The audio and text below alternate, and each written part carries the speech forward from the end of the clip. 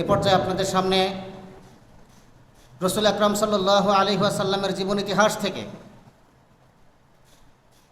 পিছনে যে দেখা যাচ্ছে আল হিকমা ইসলামী ফাউন্ডেশন, এই আল হিকমা ইসলামী ফাউন্ডেশনের কার্যক্রম এবং রাসূল আকরাম সাল্লাল্লাহু আলাইহি ওয়াসাল্লামের জীবন আদর্শ থেকে কিভাবে আল হিকমা ইসলামী ফাউন্ডেশনের কার্যক্রম এগিয়ে নিয়ে গিয়ে সাফল্যমণ্ডিত করা যায় এবং রাসূল আকরাম সাল্লাল্লাহু আলাইহি ওয়াসাল্লামের আদর্শের আঙ্গিকে এই আল হিকমা ইসলামী ফাউন্ডেশন কীভাবে কাজ এগিয়ে নিয়ে যেতে পারে সে বিষয়ে গুরুত্বপূর্ণ আলোচনা পেশ করবেন অত্র এলাকার কৃতি সন্তান, বিশিষ্ট ইসলামী চিন্তাবিদ, বিশিষ্ট আলোচক ও গবেষক হযরতুল আল্লামা জনাব মাওলানা ফজলুল হক সাহেব। আমি হযরতকে আলহামদুলিল্লাহি রাব্বিল আলামিন ওয়াসসালাতু ওয়াসসালামু আলা নবিয়িল মুরসালিন। আউযু বিল্লাহি মিনাশ শাইতানির রাজীম। বিসমিল্লাহির রহমানির রহিম। ওয়ালতাকুম মিনকুম উম্মাতুন ইয়া'মুরুনা বিল মা'রুফ ওয়া ইয়ানহাউনা আনিল মুনকার ইলা আখিরিল আয়াত। وقال النبي صلى الله عليه وسلم ذاق طعم الإيمان من رضي بالله ربا وبالإسلام دينا وبمحمد رسولا। হামদ ও সালাতের পরে আমার যে আলোচ্য বিষয়, যেহেতু সময় সংক্ষিপ্ত, আমি কোনো ভূমিকা ছাড়াই আলোচ্য বিষয়ের দিকে চলে যাচ্ছি। তবে তার পূর্বে একটা এলান দিচ্ছি। আমাদের মাইকিংয়ে যে বক্তার কথা আমরা বলছিলাম, শের মোহাম্মদ আবু সাইদ, উনি রাস্তায় আছেন। তার মাগরিবের পরে আমরা তাকে দিতে চাইছিলাম। তো আপনারা জানেন ঢাকাতে আশুলিয়াতে কিছু সমস্যা হচ্ছে, গাড়িতে অবরোধের কারণে উনি একটু পিছিয়ে পড়ে গেছেন। ওনাকে হয়তো আমরা এসার পরে দিতে হবে। আর আমাদের খতিব সাহেব রেজাউল করিম সাহেব, উনিও আছেন, এসার পরে উনিও কথা বলবেন। এজন্য আমরা সকলের নিকট আবেদন করব যে অনুষ্ঠান শেষ পর্যন্ত আমরা যেন এখানে সবাই থাকতে পারি। যাই হোক, আমি যে হাদিস পাঠ করেছি সেটা তরজমা দিয়ে কথাটা শুরু করছি। রাসূল সাল্লাল্লাহু আলাইহি সাল্লাম বলতেছেন যে ইমানের মজা স্বাদ ওই ব্যক্তি গ্রহণ করেছে যে আল্লাহ পাক রব্বুল আলামিনকে রব বলে স্বীকার করে নিয়েছে এবং ইসলামকে সে দিন হিসেবে, তার জীবন বিধান হিসেবে এটার উপরে সে সন্তুষ্ট এবং মুহাম্মদ যে রাসূল এই কথার উপরে সে সন্তুষ্ট। এই তিনটা বিষয়কে যে গ্রহণ করেছে, সন্তুষ্ট হতে পেরেছে, সে প্রকৃত ইমানদার, ইমানের মজা সে গ্রহণ করেছে। এখন আমরা যারা এখানে উপস্থিত আছি, আপনাদের নিকটে আমার প্রশ্ন, এই হাদিসের ভিতরে হুজুর সাল্লাল্লাহু আলাইহি সাল্লাম যে তিনটা বিষয়ের কথা বললেন ইমানদারদের জন্য বিশেষভাবে, আমরা কি এই তিনটা বিষয়কে আনন্দ চিত্তে আমাদের জীবনের জন্য আমরা কি গ্রহণ করেছি? আমরা আশা করি সকলে গ্রহণ করেছি। দ্বিতীয় কথা হচ্ছে, আমরা ইমানদার হিসেবে আমরা সন্তুষ্ট, এটার ভিতরে আমাদের কোনো সন্দেহ নাই। আমাদের যে পরবর্তী প্রজন্ম যারা আছে, আমাদের সন্তানরা, আমাদের নাতিপুতে আসতেছে বা তার পরবর্তী প্রজন্ম, আমরা কি চাই যে আমাদের এই সন্তানগুলো ইসলামের উপরে থাকুক, না আমরা মৃত্যুবরণ করার পর আমাদের সন্তানগুলো ইসলাম থেকে অন্য ধর্ম চলে যায়? আমরা কোনটা চাই? এটা একটা গুরুত্বপূর্ণ ভাবার একটা বিষয়। রাসূল সাল্লাল্লাহু আলাইহি সাল্লামের সিরাতের সারা জীবনের লক্ষ্য এবং উদ্দেশ্য কামনা যেটা ছিল যে সমস্ত মানব জাতিকে এক আল্লাহর তাওহীদের ভিতরে নিয়ে আসা। আমার এই কথার সঙ্গে আগে একমত হন আপনি যে আমরা আমাদের সন্তানদেরকে, পরবর্তী প্রজন্মদেরকে আমরা কি ইসলামের উপরে থাকে, এটা চাই কি চাই না? এটা আগে বলেন। এটা যদি চাই তাহলে আমাকে বুঝতে হবে যে আমাদের সন্তানদেরকে দিন থেকে সরানোর জন্য, ইসলাম থেকে দূরে সরানোর জন্য কারা চেষ্টা করতেছে এই সম্পর্কে আমাদেরকে সতর্ক হওয়া লাগবে।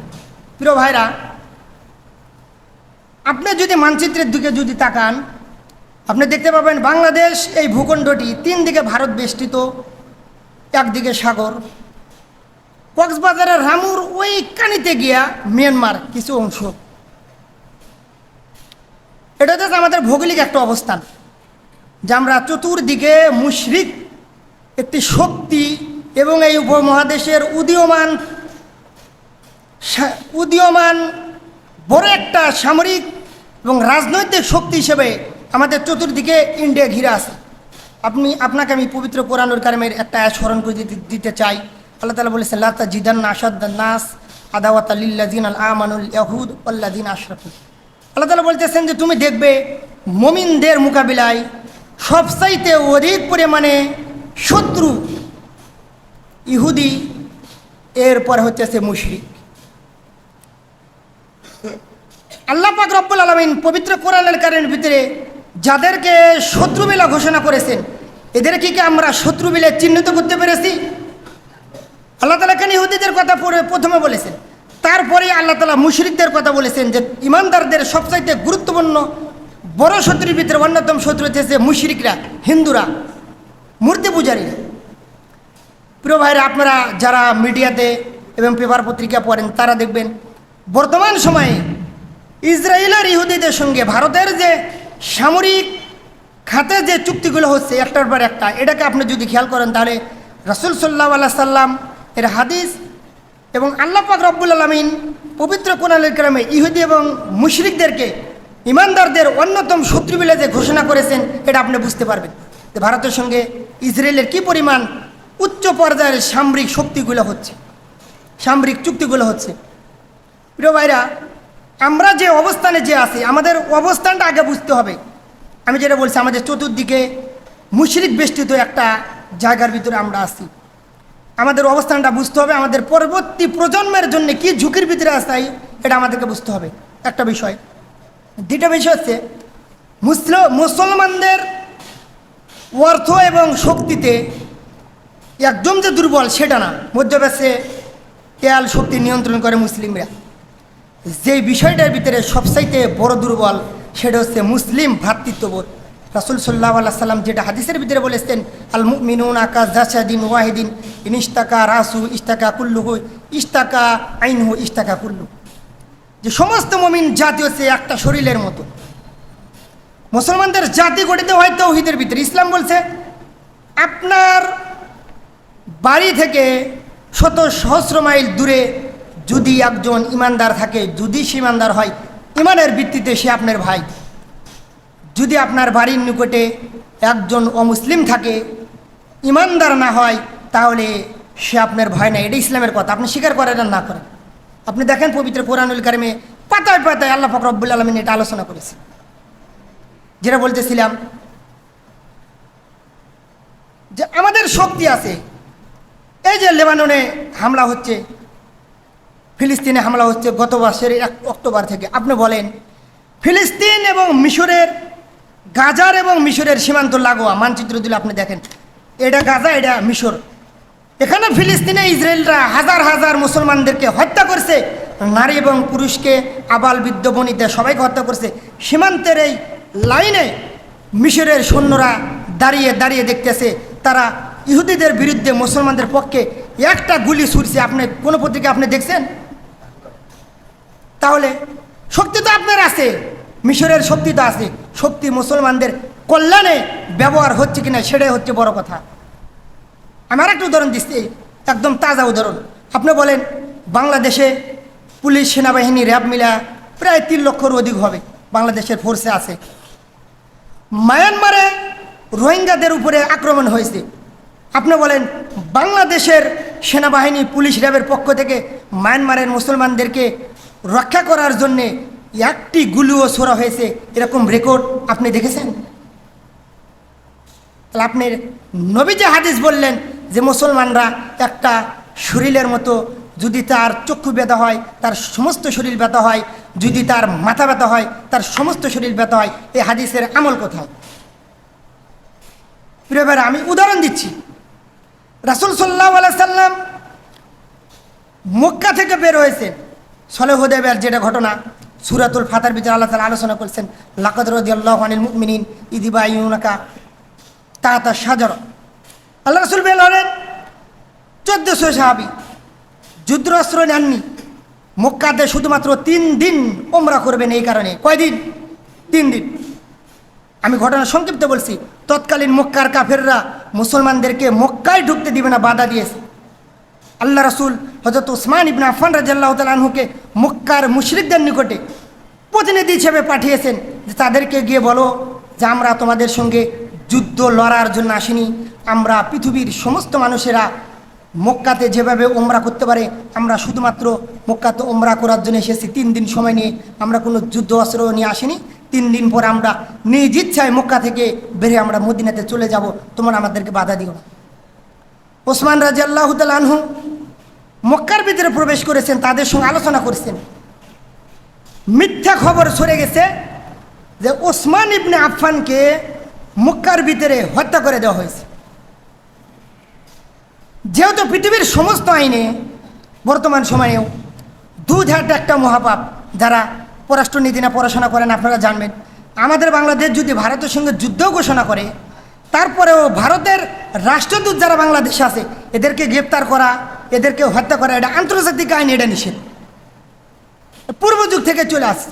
যদি আর ব্যতিক্রম হিসাবে নিমক হারাম পাকিস্তানিরা তালেবানদের রাষ্ট্রদূত মোল্লা আব্দুল সালাম জাইদকে টাকার বিনিময়ে এই পাকিস্তানের মোশাররফ সরকার আমেরিকার হাতে তুলে দিয়েছিল, পৃথিবীর সমস্ত পররাষ্ট্র নীতির কোনো ধরনের তোয়াক্কা না করে। এটা ভিন্ন একটা কথা। আল্লাহ রাসূল সাল্লাল্লাহু আলাইহি সাল্লামের নিকট এই খবর এসেছে যে ওসমান ইবনে আফফানকে হত্যা করা হয়েছে। রাসূল সাল্লাল্লাহু আলাইহি সাল্লাম তার সমস্ত সাহাবীদেরকে ডাক দিয়েছেন, ঘটনা বলেছেন এবং তাদের হাত থেকে বাইয়াত নিয়েছেন। কিসের বায়াত? আপনি বুখারী, মুসলিম এবং সিরাতের কিতাব সমূহ খুলে দেখেন, সাহাবা কেরাম বর্ণনা করেছেন রাসূল সাল্লাল্লাহু আলাইহি সাল্লাম আমাদেরকে এই বায়াত নিয়েছিলেন যে যতক্ষণ পর্যন্ত ওসমানের হত্যার প্রতিশোধ না নেব ততক্ষণ পর্যন্ত আমরা প্রত্যেকে শহীদ হব, একজনও ময়দান থেকে সরব না ততক্ষণ পর্যন্ত ওসমানের হত্যার প্রতিশোধ আমরা না নিব। আপনারা দেখেন সিরাতের কিতাব খুলে, সাহাবে কেরাম বর্ণনা করেছেন সমস্ত সাহাবে কেরামের হাতে বায়াত যখন নেওয়া শেষ হয়েছে, আল্লাহ রাসূল হাতে হাত দিয়ে আল্লাহ রাসূল সাল্লাল্লাহু আলাইহি সাল্লাম তার এক হাতের উপরে আর এক হাতকে রেখেছেন এবং বলেছেন এটা আমার হাত আর এটা ওসমানের হাত, আমি ওসমানের সঙ্গে ওয়াদাবদ্ধ হচ্ছি যতক্ষণ পর্যন্ত তার হত্যার প্রতিশোধ না নিব ততক্ষণ পর্যন্ত আমরা একজন এই জায়গা থেকে পিছপা হব না। প্রিয় ভাই, আপনি দেখেছেন একজন ইমানদারের রক্তের, জীবনের, গরদানের মূল্য নবী এবং সাহাবেদের নিকটে কতটুকু ছিল। এজন্যে এই খবর যখন মুসলমানদের, এই বাইয়াতের খবর যখন মক্কার মুশরিকদের কাছে গেছে, তারা তাড়াতাড়ি রাসূল সাল্লাল্লাহু আলাইহি সাল্লামের নিকট ওসমান রাদিয়াল্লাহু তাআলা আনহুকে পাঠিয়ে দিয়েছেন যে অবস্থা আমাদের নিয়ন্ত্রণের বাইরে চলে যাচ্ছে। এজন্যে ইমানদারদের মূল্য, ইমানদারদের শক্তি, ইমানদারদের মর্যাদা আমার অন্তরের ভিতরে থাকতে হবে। আজকে মায়ানমারের যে অবস্থা, আমি বলতেছিলাম যে টাকার সমস্যা মুসলমানদের সমস্যা না, অর্থের সমস্যা মুসলমানদের সমস্যা না, অস্ত্রের সমস্যা মুসলমানদের সমস্যা না, মুসলমানদের সমস্যা নবী এবং সাহাবীদের যে একটা অন্তর ছিল, যে দরদ ছিল, উম্মতের প্রতি যে ব্যথা ছিল, সেই অন্তরের সমস্যা। যে অন্তরের সমস্যা না হতো, মায়ানমারে মুসলমানরা হত্যা হলে বাংলাদেশের সেনাবাহিনীরা কীভাবে দাঁড়িয়ে থাকতে পারে? গাজাতে মুসলমানরা হত্যা হলে মিশরের সেনাবাহিনী, সৌদি আরবের সেনাবাহিনী কীভাবে দাঁড়িয়ে থাকতে পারে?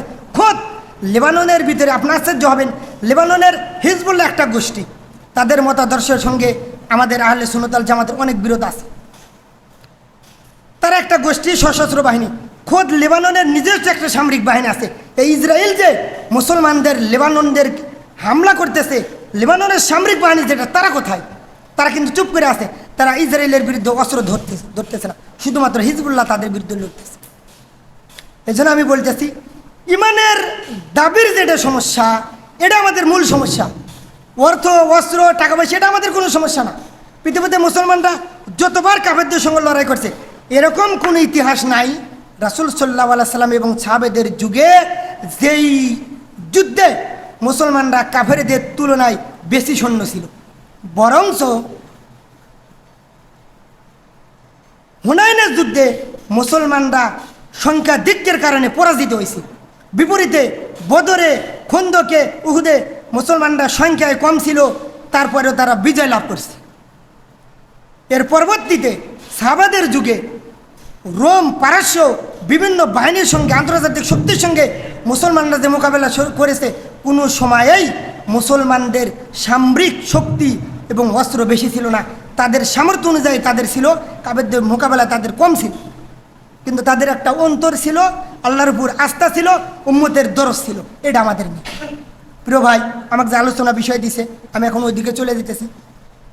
যে আমরা, আপনি দেখতেছেন আল হিকমা ইসলামিক ফাউন্ডেশন, এটা আমরা একটা উদ্দেশ্যে না করছি যে উম্মতের দরদ, মর্যাদা, দুঃখ এবং ব্যথা যেন আমাদের অন্তরে জাগ্রত হয়, যে এই ব্যথা এবং দরদটা সাহাবায়ে কেরামের অন্তরের ভিতরে ছিল, যে একজন মুসলমানের হত্যার কারণে তারা সমস্ত সাহাবায়ে কেরাম জান দেওয়ার জন্য তৈরি হয়ে গেছে, এই অন্তর যেন আমাদের ভিতরে যেন আসে, এই উদ্দেশ্যে এই সমস্ত। আমরা এখানে 3টা বিষয়কে প্রাধান্য দিচ্ছি। কয়টা বিষয়? 3টা বিষয়। একটা শিক্ষা, সেবা এবং দাওয়া। কারণ পৃথিবীতে একটা জাতি, একটা গোত্র, একটা ধর্ম, একটা মতাদর্শ যুগ যুগ ধরে টিকে থাকে তার শিক্ষার বিনিময়ে, তার শিক্ষার মাধ্যমে। শিক্ষাকে যদি আপনি আঁকড়ে ধরতে পারেন তাহলে আপনার ওই আদর্শ টিকবে। শিক্ষা যদি ছেড়ে দেন তাহলে আপনার ওই আদর্শ টিকবে না। এজন্য আমরা শিক্ষাকে প্রায়োরিটি দিছি, সর্ব অগ্রাধিতে আমরা এই শিক্ষাটাকে রাখছি। এই শিক্ষা আমরা কয়েক স্তরে এলাকার ভিতরে কাজ করার জন্য আমরা ইচ্ছা করছি। একটা হচ্ছে বাচ্চাদেরকে শিক্ষা, এটা মাদ্রাসার দাবি, এটা আমাদের একটা অধ্যায় আছে। বিশেষ করে আমাদের এলাকার ভিতরে বিভিন্ন মসজিদ যেগুলো আছে, প্রয়োজন অনুযায়ী বিভিন্ন মসজিদে মাকতব দ্বীনি শিক্ষার ব্যবস্থা করা, এটা একটা অধ্যায়, এটা আমরা করার চেষ্টা করব।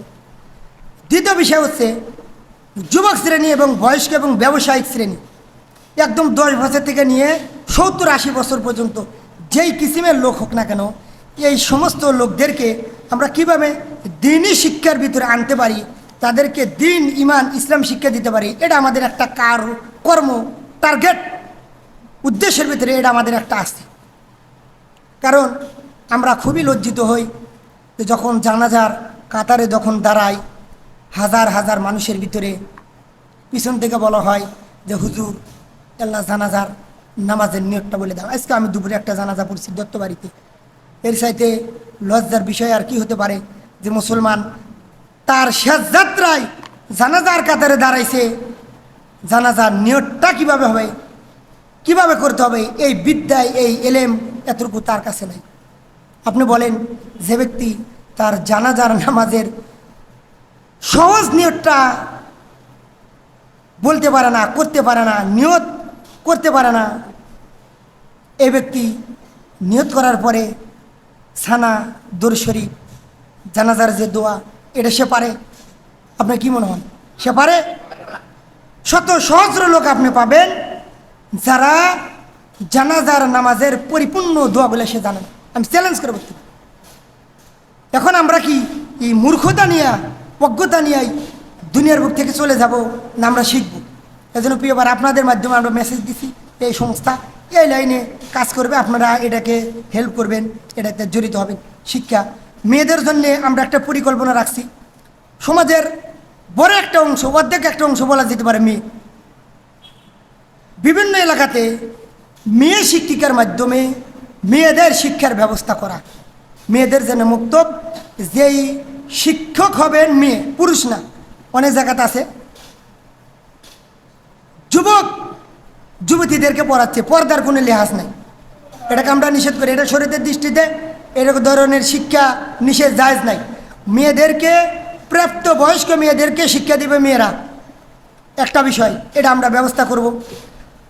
আরেকটা বিষয় মেয়েদের জন্য আমরা করব, রাসূল সাল্লাল্লাহু আলাইহি সাল্লাম যেটা করেছিলেন, সপ্তাহে একদিন বিভিন্ন জায়গায় বাড়িতে মেয়েদেরকে একত্রিত করে ওলামায়ে কেরাম সেখানে গিয়ে মেয়েদেরকে দ্বীন এবং ইসলামের নসিহাত, শিক্ষা, এলেম তাদেরকে দিবেন। রাসূল সাল্লাল্লাহু আলাইহি সাল্লাম সপ্তাহে একদিন প্রতি সোমবারে মেয়েদেরকে একটা বাড়িতে জমা করে তাদেরকে দ্বীন শিক্ষা দিতেন, তাদেরকে ওয়াজ নসিহত করতেন। এটা আমরা চালু করব। শিক্ষার আরেকটা বিষয় হচ্ছে যেরকম এই সেমিনার, তারপরে ওয়াজ মাহফিল ইত্যাদি বিষয়। আরেকটা বিষয় আমাদের থাকবে পাঠাগার। মানুষ একটা বিষয় সে যদি শোনে, যতটুকু সে বিশ্বাস করে, আস্থা রাখে, এর চাইতে অধিক পরিমাণে সে বিশ্বাস এবং আস্থা রাখে যদি সে এটা পড়ে। এজন্য আমরা একটা পাঠাগার করব যেখানে সর্বপ্রকারের বই পুস্তক, দ্বীনি এবং জেনারেল লাইনের বই পুস্তক থাকবে। এখানে এসে আপনারা বই নিয়েও পড়তে পারবেন, এখানে এসে বসে আরামের সহিত যেন পড়তে পারেন সেই ব্যবস্থা করার একটা পরিকল্পনা আমাদের এই সংস্থার কাজকর্মের ভিতরে আছে। তাহলে শিক্ষা নিয়ে আমি মোটামুটি একটা কথা বললাম। এরপরে দাওয়ার বিষয়ের ভিতরে অন্যতম একটা বিষয় যেটাকে এই উম্মাহ, সাধারণ মানুষ এবং আলেম সমাজ যেটা ছেড়ে দিয়েছে, সেটা হচ্ছে মুসলিমদেরকে দাওয়া। পৃথিবীর বুকে যত নবী এবং রাসূল আল্লাহ পাক রব্বুল আলমিন পাঠাইছেন সমস্ত নবী এবং রাসূলের দাওয়াতের সর্বপ্রথম একমাত্র মুখাতেব সম্বোধন ব্যক্তি ছিলেন অমুসলিমরা, ঠিক না? অমুসলিমদেরকে নবীরা দাওয়াত দিয়েছে। আপনি বলেন যে আমার বয়স, আপনার বয়স আজকে 30, 35, 40 হয়ে গেছে, এই 35-40 বছরের ভিতরে একজন অমুসলিমকে, হিন্দু, বৌদ্ধ, খ্রিস্টানকে দাওয়াত আমি দিছি, তাহলে নবীর এই সুন্নত জিন্দা করবে কি? এই এলাকাত হিন্দু নাই, এই বাজারই তো আছে, গান্ধাইল আছে, একডালা আছে, পুরেলে নিশিপাড়া আছে, বাগবাড়িতে আছে, তো এই হিন্দুদেরকে দাওয়াত কে দিবে? এদেরকে দাওয়াত দেওয়ার, এই সুন্নাহকে জাগ্রত করার, জিন্দা করার চিন্তা না ওলামায়ে কেরামের ভিতরে আছে, না সাধারণ মানুষের ভিতরে আছে। অথচ নবীদের দাওয়াতের একমাত্র সর্বপ্রথম মুখাতেব ছিল অমুসলিমরা। আমাদের তবলিগের ভাইরা যেটা দাওয়াত দিচ্ছে, এটা তো মুসলমানদের, তো মুসলিমদেরকে দাওয়াত দিব কি? নবীর এই সুন্নতকে জিন্দা করবে কি? আমরা কি এরকম করে চলে যাব? এই জন্য আমাদের দাওয়াতের ভিতরে অন্যতম মাকসাদ হচ্ছে অমুসলিমদেরকে দাওয়াত দেওয়া, যেটা নবীদের একমাত্র কাজ ছিল, সুন্নাহ ছিল, এটাকে জাগ্রত, এটাকে জিন্দা করা। দ্বিতীয় বিষয় হইতেছে মুসলমানদের ভিতরে যারা নামমাত্র মুসলমান, ইসলাম আনছে কিন্তু দিনের কর্মসমূহ কোনো কিছুই করে না, এই সমস্ত ব্যক্তিদেরকে পরিপূর্ণ দিনের ভিতরে, ইসলামের ভিতরে কিভাবে আনা যায়, এই জন্য ফিকির করা, কাজ করা। এখানে জুমলায় মোতারাজা স্বরূপ আমি একটা কথা বলবো। বাংলাদেশের এই দেশে, এই ভূখণ্ডে নামমাত্রে মুসলমানও যদি না থাকতো, তাহলে আমার মতো মৌলবীরা পাগড়ি পরিয়া, পাঞ্জাবি পরিয়া চলতে পারতো না। বিশ্বাস হয়? বিশ্বাস হয় না। উদাহরণ দিতেছি, আরাকানে যেটা সমস্যা হলো, ভারতে এখন তো আসামে, মেঘালয় যে সমস্যাগুলো হইতেছে, আপনি পেপারে দেখবেন মুসলমানদের যে সংখ্যালঘু, সংখ্যাগুরুর যে সমস্যা, মায়ানমার থেকে মুসলমানদেরকে তেড়ে দিছে। আর অন্যতম একটা কারণ হচ্ছে মুসলমানরা এই এলাকাগুলিতে সংখ্যায় কম। সংখ্যায় কি কম? আপনি চিন্তা করেন, বাংলাদেশে আমাদের মুসলমানদের সংখ্যা যদি কম হইতো, বিপরীতে হিন্দুদের অবস্থা যদি বেশি হইতো, ভারতের মতো আর মায়ানমারের মতো, তাহলে আপনার আর আমার বঙ্গোপসাগরে জাপ দেওয়া ছাড়া দ্বিতীয় আর কোনো পথ থাকতো না। এটা কাগজে লেখা নেই, কারণ ইতিহাস এটা বলতেছে। আপনার আশেপাশে তাকান, মায়ানমারের সমস্যা আর ভারতের সমস্যা আপনি মিলেন, এটা ছাড়া ফল দ্বিতীয়টার হতো না। বাংলাদেশের এই মৌলবীরা, এই হুজুররা বড় বড় কথা নবীর ওয়ারিস বিলাতে চলতে পারতেছে, এটার একমাত্র কারণ নামমাত্র হলেও মুসলমান এ দেশে আছে। এই কারণে যদি সংখ্যাগরিষ্ঠ মুসলমান নামমাত্র হলেও না থাকতো, তাহলে আমরা রাস্তায় চলতে পারতাম না, মৌলবীরা সাগরে ঝাঁপ দেওয়া লাগতো। মায়ানমার আর ভারতের যে অবস্থা, এই অবস্থা এ দেশের মুসলমানদের হতো 100% শিওর। যাই হোক, আমাদেরকে এই জন্যে এই উম্মাকে, এদের দরদ, এদের ব্যথা, সাধারণ মানুষের এই অবস্থার প্রতি, বিশেষ করে আমরা যারা আলেম যারা আছি, দিনে যারা ফিকির করি, তাদের ফিকির করা উচিত যে এই সাধারণ মানুষ যাদের উসিলায় আমি দিন নিয়ে, ইমান, ইসলাম নিয়ে চলতে পারতেছি, এই লোকগুলো আমাদের নিকটে আমানত। এই স্কুলের ভাইরা, এই কলেজ, ইউনিভার্সিটির শিক্ষকরা, এই আমলিক বিএনপির ভাইরা, জামাত এবং জাতীয় পার্টির এই সমস্ত ভাইরা আমাদের আমানত। এদেরকে পরিপূর্ণ ইসলামের ভিতরে, দিনের ভিতরে, রাসূলের সুন্নাহর ভিতরে কিভাবে তোলা যায়, এটা ফিকির করা, এটা হইতেছে ওলামায়ে কেরামের 1 নম্বর ফিকির, এটা হইতেছে নবিয়ানা 1 নম্বর ফিকির।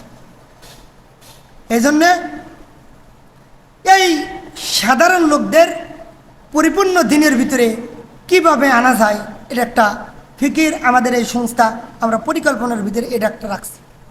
তাহলে দাওয়া সম্পর্কে 2টা বিষয় বললাম, অমুসলিমদেরকে এবং মুসলমানদেরকে পরিপূর্ণ মুসলমান হওয়ার জন্যে দাওয়াত দেওয়া, দিনের ভিতরে আনা। এরপরে আমরা বলতেছি 3 নম্বরে আমরা সেবা। সেবা মানে সামাজিক বিভিন্ন ধরনের যে সমস্যা আছে, এর অন্যতম একটি হচ্ছে গরিব এবং দুঃখীদেরকে সেবা করা। আমি একটা হাদিস বলবো, বিশেষ করে ওলামায়ে কেরাম যারা আছেন তাদেরকে আমি বলতেছি, খেয়াল করে। রাসূল সাল্লাল্লাহু আলাইহি সাল্লাম যেভাবে তাওহীদের নবী ছিলেন, ঠিক তদ্রূপভাবে মানুষের অধিকারকে আদায় করার জন্য উনি নবী ছিলেন। আমি একটা ঘটনা বলবো। আল্লাহ রাসূল সাল্লাল্লাহু আলাইহি সাল্লাম মক্কাতে দেখতে পাইতেছেন যে একজন লোক মক্কা শহরের ভিতরে এক জায়গায় দাঁড়িয়ে আছে। সকালে দেখছেন, আল্লাহ রাসূল বিকেলে আইছেন, দেখতেছেন যে ওই লোকটা ওই জায়গাতে দাঁড়িয়ে আছে। রাত্রি যাপন করার পরে পরের দিন সকালে এসে রাসূল সাল্লাল্লাহু আলাইহি সাল্লাম দেখতেছেন যে ওই লোকটা ওই জায়গাতে আছে। এবার আল্লাহ রাসূল ওই লোকের নিকটে গেছেন এবং তাকে জিজ্ঞাসা করছেন যে ভাই, তোমাকে কালকে সকাল থেকে আমি দেখতেছি একই জায়গাতে তুমি আসো, দাঁড়িয়ে আসো, বসে আসো, এখান থেকে কোনো জায়গায় যেতেছে না, কারণ কি? তুমি তো এই এলাকার কেউ না, তোমাকে তো আমি চিনতেছি না, মনে হচ্ছে অন্য এলাকার লোক, এখানে তোমার দীর্ঘ সময় এখানে অবস্থানের কারণ কি? ওই ব্যক্তি বলতেছে যে ভাই, আমি অমুক এলাকায় থাকি, মক্কার বাজারে বিক্রি করার জন্য আমি কিছু পণ্য নিয়ে আসছি। মক্কার একজন ব্যক্তি নেতা গোছের আমার থেকে পণ্যটা নিয়ে গেছে, আমাকে আর পণ্যের মূল্য পরিশোধ করতেছে না। নেতা গোছের নেতারা তাদের চরিত্র এরকম, মানুষের অধিকারকে তারা মেরে দেয়। নেতারা রিলিফ মারে, না মসজিদের টাকা খায়, না ঈদগাহ আর মাদ্রাসার অ্যালট নিয়ে এসে পকেটে তোলে। এটা হচ্ছে নেতাদের সর্বযুগের চরিত্র। আল্লাহ রাসূলের যুগে এটা ছিল, যদি ইসলাম যদি না মানে। চাষটলা চা খায়, চাওলাকে টাকা দেয়, এলে নেতাদের চরিত্র। এরপরে আল্লাহ রাসূল বললেন যে তার নাম, বলে নাম জানি না, বলে ফেস কাটিং, বলে তাকে এরকম এরকম দেখা যায়। আল্লাহ রাসূল চিনলেন যে নেতা এটাকে, সে নেতা হইতেছে আবু জেহেল। সে নেতাকে আবু জেহেল। আল্লাহ রাসূল বুঝতে পারলেন যে আবু জেহেল, ওই ব্যক্তির হাত ধরেছে। আল্লাহ রাসূল জানে যে আবু জেহেল কোন আছে। চাষটলে বসে নেতারা কি করে? চাষটলে বসে আড্ডা দেয়। আবু জেহেল তার সাঙ্গপাঙ্গদেরকে নিয়ে আড্ডা দিতেছে। আল্লাহ রাসূল ওই ব্যক্তির হাত ধরে নিয়ে আবু জেহেলের সামনে গেছে এবং তাকে বলছে যে এই ব্যক্তি থেকে আপনি পণ্য কিনেছেন, বলে তার যে প্রাপ্য এটা তাকে তাড়াতাড়ি দিয়ে দেন।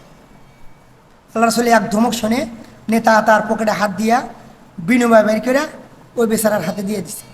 সে ওখান থেকে আল্লাহ রাসূল চলে আসেন, তাকে বলছেন যে তুমি বাড়িতে চলে যাও, আর এরকম লোকদের সঙ্গে বেচা কেনা করো না। এখন নেতার আশেপাশে সাঙ্গপাঙ্গ যারা আছে, ট্যাবলেট ক্যাপসুল, তারা বলতেছে নেতা মুহাম্মদ আপনার শত্রু, আমাদের শত্রু। মুহাম্মদ এসে আপনাকে একখান ধমক দিল, আর এক ধমকে আপনি তা বাড়ি করে দিয়ে দিলেন। আপনার প্রেস্টিজ থাকলো, মান সম্মান থাকলো, এটা যদি মানুষ জানে যে মুহাম্মাদের ধমকে আবু জেহেল টাকা পয়সা দিয়ে দিয়েছে, তাহলে অবস্থা কী হবো? পরে বলতেছে দেখো আমি যেটা দেখছি তোমরা এটা দেখো নাই। বলে কি দেখছেন? বা আমি দেখতেছি মুহাম্মাদের দুই পাশে দুইটা পাগলা উট হা করে আমার দিকে তাকে আছে। আমি যদি ঘাড় ডাইনবাম করি, এখনই যেন ওই পাগলা উট আমাকে ঘাড়ে কামড় দিয়ে খেয়ে ফেলবে, এই ভয় আমি তাড়াতাড়ি তাক দিয়ে দিছি।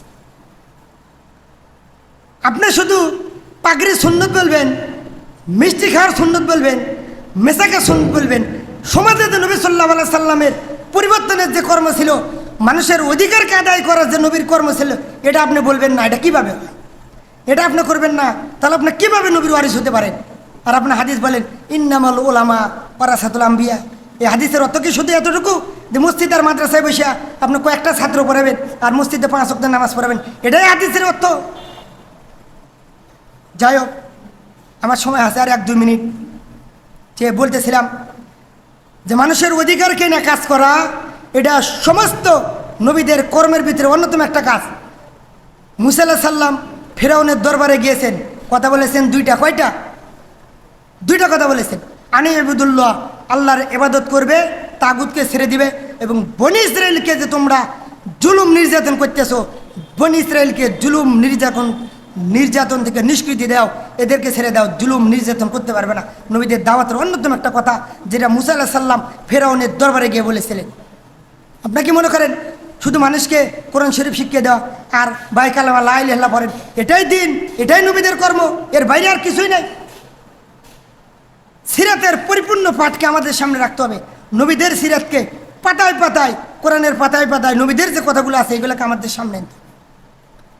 বলতেছিলাম সেবা নিয়ে আমাদের কর্মের অন্যতম একটা কাজ মানুষের অধিকারকে নিয়ে কাজ করা, একটা বিষয়। দ্বিতীয় বিষয়, সমাজে যে সমস্ত নিম্ন শ্রেণী আছে, গরিব এবং দুঃখী, টাকার অভাবে চিকিৎসা করতে পারতেছে না, অথবা বন্যায় আক্রান্ত বিভিন্ন দেশে, উত্তরবঙ্গ হচ্ছে, ফেনীতে হয়ে গেল, এখনও তারা বিভিন্ন বিপর্যয়ের ভিতরে আছে। আমাদের এলাকাতেও যদি কোনো সময় ঝড় বৃষ্টি, জলোচ্ছ্বাস, আমরা এই যমুনা নদী আমাদের খুবই নিকটে, আমরা সবাই জানি, কখনো যদি এই ভাত ভেঙে যায় তা আমরা বড় ধরনের একটা ক্রাইসিসের ভিতরে পড়ব। ওটাকে বিভিন্ন বিষয়, এই যে সামাজিক সেবাগুলো, এগুলো যেন আমরা করতে পারি, এটা আমাদের এই সংস্থার অন্যতম একটি কর্ম লক্ষ্য এবং উদ্দেশ্যের ভিতরে আছে। আর একটি হতেছে আমাদের এলাকায় যে সমস্ত ছেলেরা মাদ্রাসায় পড়ে অথবা স্কুলে পড়ে, কিন্তু টাকার কারণে এরা পড়তে পারতেছে না। সময়টা এরকম হয়েছে, আপনি মাদ্রাসায় পড়েন আর স্কুলে পড়েন, এখন অনেক অর্থ খরচ হয়, ব্যয় হয়। এই জন্য যে সমস্ত ছেলে এবং মেয়েরা স্কুলে হোক মাদ্রাসায় হোক পড়াশোনা করতেছে, এরা অর্থ সংকট আছে, ভর্তি ফি, বোর্ডিংয়ের খরচ, টাকা পয়সা কেদাবাদি ইত্যাদি বিষয়ে তাদের জরুরত। আমরা যেন এই জরুরতগুলো আমাদের এই সংস্থা থেকে পূরণ করতে পারি এবং সমাজের গরিব দুঃখী যারা আছে, অসহায় আছে, মেয়ে বিয়ে দিতে পারতেছে না, তারপরে চিকিৎসা করতে পারতেছে না, একটা টিউবওয়েলের দরকার ইত্যাদি যে বিষয়গুলো, মানুষের যে সমস্যা, আর্থিক ব্যাপার যেগুলো, কারো কর্ম নাই তাকে যেন কর্ম ব্যবস্থা করে দিতে পারি, এই সমস্ত বিষয় আমাদের এই সংস্থার কর্মের ভিতরে, লক্ষ্য এবং উদ্দেশ্যের ভিতরে, কাজের ভিতরে আছে। এটা আমাদের একটা কর্ম। আমার কথা শেষ করে দিতেছি, ফিনিশিং আপনাদের থেকে নিব। আমি আপনাদের এতক্ষণ যে বিষয়টা বললাম আমি জানি না কতটুকু আপনাদেরকে আমি বুঝাইতে পারছি। সুতরাং আপনাদের থেকে বলেন যে এই যে সংস্থা আল হিকমা ইসলামিক ফাউন্ডেশন, যে কথাগুলো বললাম এই কথাগুলো ইসলামের রূপরেখার আলোকে এটাকে আমরা গ্রহণ করছি। এখন আপনি মুসলমান হিসেবে এই দায়িত্ব যেরকমভাবে আমাদের আছে, আপনি একজন ইমানদার হিসেবে সমাজে নবীর এই কাজগুলো করা আপনাদের আছে কিনা? আছে। সুতরাং আমরা হয়তো সামনে থাকবো, আপনারা পিছনে তো থাকতে পারবেন। 2 টাকা দেওয়া, বুদ্ধি দেওয়া, পরামর্শ দেওয়া, 10-20টা টাকা বিভিন্ন সময় আমরা বাইরে ঢুকতে, ওখানেতে দেখছেন আমরা একটা অনুদান গ্রহণের বাক্স দিছি, ওখানে ওই মসজিদে ঢুকতে বাম পাশে ওই সোলার লাইটটা আছে, ওখানে আমরা একটা বক্স রাখছি। আপনারা কেউ চাইলে এই সমস্ত কর্মগুলোকে সামনে নিয়ে আমরা যেন কাজ করতে পারি, এই জন্য ওখানে আপনারা ওই বাক্সের ভিতরে আপনারা সামর্থ্য অনুযায়ী যাওয়ার এবং আসার পথে ওখানে আপনারা দিবেন। এবং এই সংস্থা যেন, এটা তো কেবলমাত্র শুরু, আরও কাজ যেগুলো বললাম অগ্রগামী হতে পারে, এজন্য বিশেষ করে আপনাদের দোয়া, সহযোগিতা, আপনাদের সমর্থন, সর্বপ্রকারের বিষয় এই সংস্থা যেন এগিয়ে যেতে পারে, এগুলো আমি কামনা করে আমি আমার কথাকে শেষ করছি। ওয়াখিরি দাওয়ানা আনিল হামদুলিল্লাহি রাব্বিল আলামিন। আসসালামু আলাইকুম ওয়া রাহমাতুল্লাহ।